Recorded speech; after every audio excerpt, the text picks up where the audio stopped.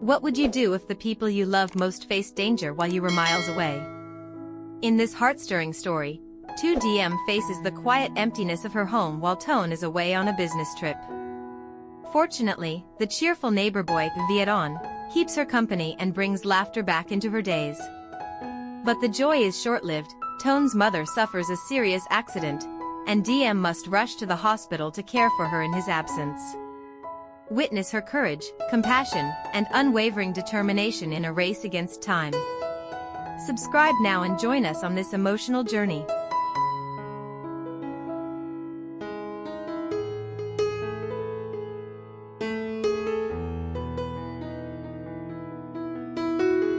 The apartment felt unusually quiet as Toan's car disappeared down the street that morning, leaving Tu Diem standing in the doorway, watching the familiar figure fade into the distance. For years, she had been used to the rhythm of their shared life, the little gestures, the shared meals, the casual laughter echoing through the rooms. But now, with Toan away on a business trip for several days, the space suddenly seemed vast and hollow. Diem walked slowly through the living room, her fingers lightly brushing over the edge of the sofa, tracing patterns she had memorized long ago, as if seeking comfort in the familiar contours of a home that suddenly felt foreign without him. The walls, which usually resonated with the warmth of their everyday chatter, seemed to echo back only the quiet hum of the city outside, and for the first time in a long while, she felt the subtle weight of loneliness pressing down on her. In an attempt to distract herself, she busied her mind with small tasks, tidying up the kitchen, rearranging the books on the shelf, and even attempting to cook a new recipe she had bookmarked weeks ago. Yet, despite the busyness, her thoughts kept drifting back to Toan, imagining him navigating the challenges of his trip, hoping he was eating well, and wishing she could be there to share even the smallest joys of the day. The apartment, though tidy and well-kept, lacked the life that only Toan's presence could bring. Diem sank onto the couch, pulling a blanket around her shoulders, and stared at the window, where the sunlight played across the floor in warm, fleeting patterns. She tried to convince herself that a few days of solitude would be peaceful, even restorative, but deep down, she knew that the quiet was more than just the absence of noise, it was the absence of him. It was then that a familiar sound broke through the stillness, the cheerful clatter of little footsteps running up the stairs. Diem turned her head, and a bright smile spread across her face as she saw Toan, the boy who lived next door, appear at the door, his eyes shining with mischievous excitement. "Hello, Ms. Diem," he called, waving energetically as he bounded into the apartment, his small backpack bouncing on his shoulders.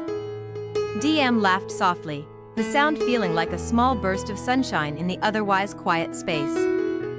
Toan had always been a thoughtful and playful presence, and she immediately felt her mood lift at the sight of him. "Come on in, Toan. I was just feeling a little lonely," she admitted, ruffling his hair affectionately. The boy's grin widened, and without hesitation, he dropped his bag and began recounting the small adventures of his morning, the funny mishaps on the way to school, the playful argument with his friends over a game, and even the amusing way his little puppy had tried to chase a stray butterfly. As they settled into the living room, Toan's energy filled the apartment, replacing the silence with laughter and chatter. Diem found herself engaged in his stories, her earlier melancholy fading as she listened, asked questions, and shared gentle teasing. The sound of Toan's laughter, so pure and unrestrained, seemed to push away the emptiness she had felt, weaving warmth back into the apartment's corners. She watched him move around with childlike curiosity, helping her water the plants, peek into the refrigerator for a snack, and even suggesting they draw little sketches on the notepad she kept on the coffee table. For the first time since Toan left, Diem felt a sense of ease, a reminder that companionship could come in many forms, and that even in his absence, the bond of human connection could offer solace and joy. By mid-afternoon, the apartment was alive with small adventures. Diem and Toan constructed a makeshift fort with pillows and blankets, shared giggles over their imaginary quests, and even attempted a few clumsy, playful dances in the living room. For Diem, these moments were more than just distractions, they were lifelines, threads of connection that reminded her that the world, even when seemingly quiet and empty, was never truly without warmth. She realized that while Toan's absence created a void, it also revealed the beauty of simple joys, the laughter of a child, the comfort of shared stories, and the gentle, healing rhythm of companionship. In Vietnam's presence, Diem found herself smiling freely again, her heart lighter, and the days ahead, though still marked by distance, no longer felt so unbearably long or silent.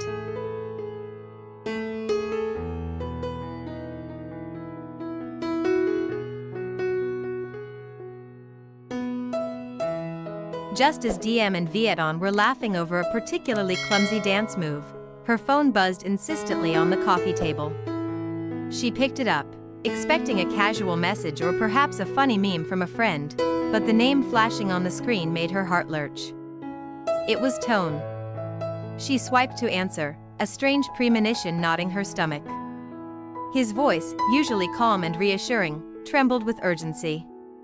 "Diem. It's my mother. She's been in an accident. She's on her way to the hospital, she needs immediate care." The words hit her like a sudden, freezing wave, and for a moment she could only stand there, phone pressed to her ear, unable to speak. Vietnam, sensing the sudden tension, stopped mid-motion, his wide eyes fixed on her, silent but expectant. Diem's mind raced.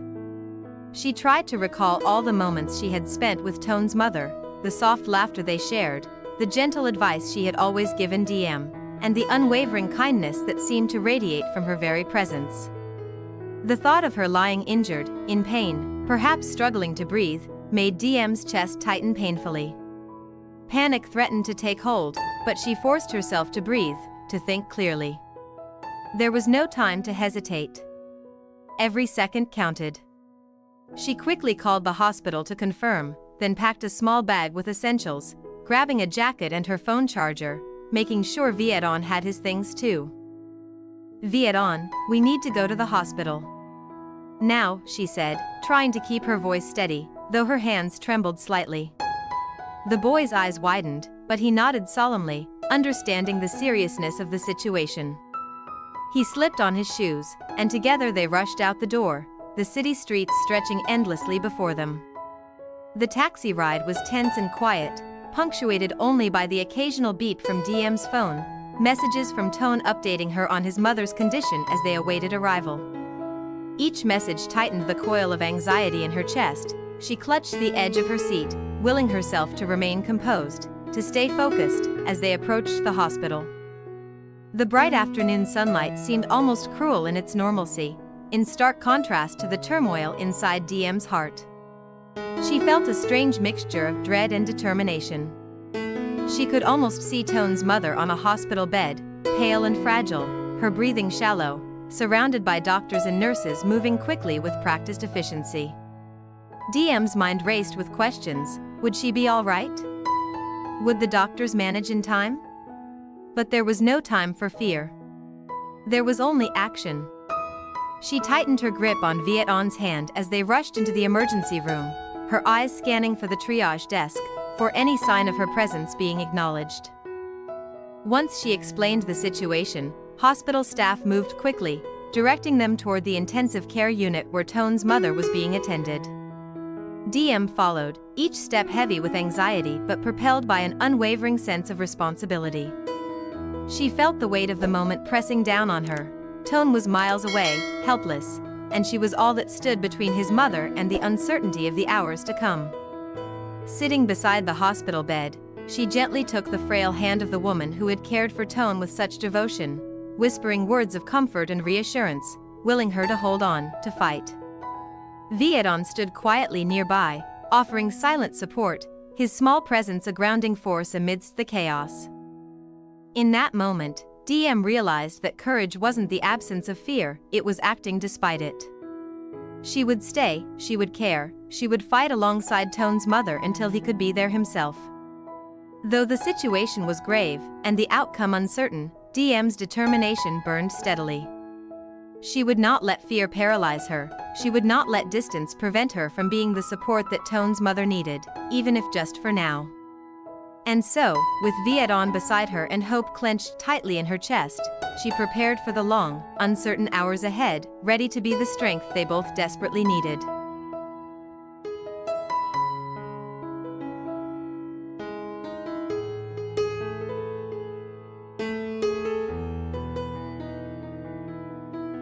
The hours in the hospital stretched endlessly, marked only by the soft beeping of monitors and the distant footsteps of nurses and doctors. Diem sat beside Toan's mother, her hand wrapped gently around the frail fingers that once held so much warmth and guidance. The woman's face was pale, her breathing shallow and uneven, and Diem's heart ached at the sight. She whispered softly, recounting small stories of the day, of the laughter Toan had brought into her apartment, and of little moments she knew would make her smile. Every word was an attempt to anchor the woman's spirit, to remind her that she was not alone, that she was being watched over, cherished, and prayed for.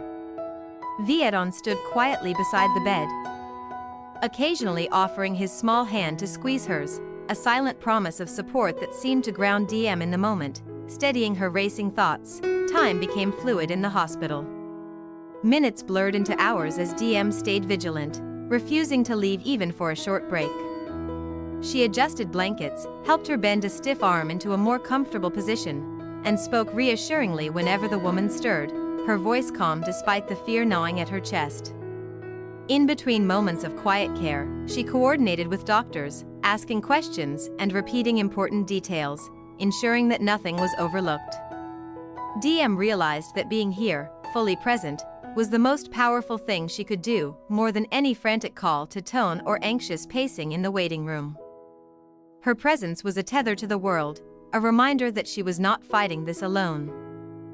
At times, Diem's mind wandered to Toan, imagining his helplessness, the guilt he might feel being so far away while his mother lay in critical condition. She knew he would be torn up by worry, and the thought strengthened her resolve. "I'll be here for her," she murmured to herself. "I'll do what I can, until you can be here yourself." She felt a weight she hadn't known before, the responsibility of being a pillar of support not just for the patient, but for the family who could not yet be at her side. Yet, even in the tension, there was a strange kind of clarity, the realization that courage was not heroic or grandiose, but quiet, steady, and unwavering. She discovered the depth of her own resilience in the face of uncertainty. Toan, though young, proved to be an unspoken comfort. He would quietly fetch water, offer gentle encouragement, or simply sit in silence, giving Diem space to tend to Toan's mother. The child's innocence seemed to diffuse some of the anxiety, reminding Diem that moments of care could be tender, soft, and full of life, even amidst the sterility and tension of the hospital room. Occasionally, Diem would catch herself smiling at his small acts of kindness, the way he carefully smoothed the blankets, or how he whispered silly jokes in a hushed tone to elicit the faintest flicker of recognition from the woman in bed. As the evening deepened, the hospital lights casting long shadows across the floor, Diem felt a cautious optimism creeping in. The doctors assured her that the situation was stable, though the road to recovery would be long and delicate. Relief washed over her, mingled with exhaustion, and she allowed herself a moment to exhale fully. Sitting there, holding the hand of the woman she had come to care for so deeply, Diem realized that the days ahead would test her patience, her empathy, and her strength, but that she was capable of rising to meet those challenges. She had learned that love and care were not limited by blood or proximity, they were defined by presence, attention, and unwavering dedication in moments that truly mattered. By the time Toan arrived, hurrying breathlessly through the hospital doors, Diem felt a quiet pride in what they had both endured. She gave him a reassuring smile, knowing that she had been the support he needed in his absence, that she had been the bridge between fear and hope. And as they stood together beside his mother's bed, Diem understood, with gentle certainty, that even in moments of crisis, courage, compassion, and connection could create a lifeline strong enough to carry them through anything.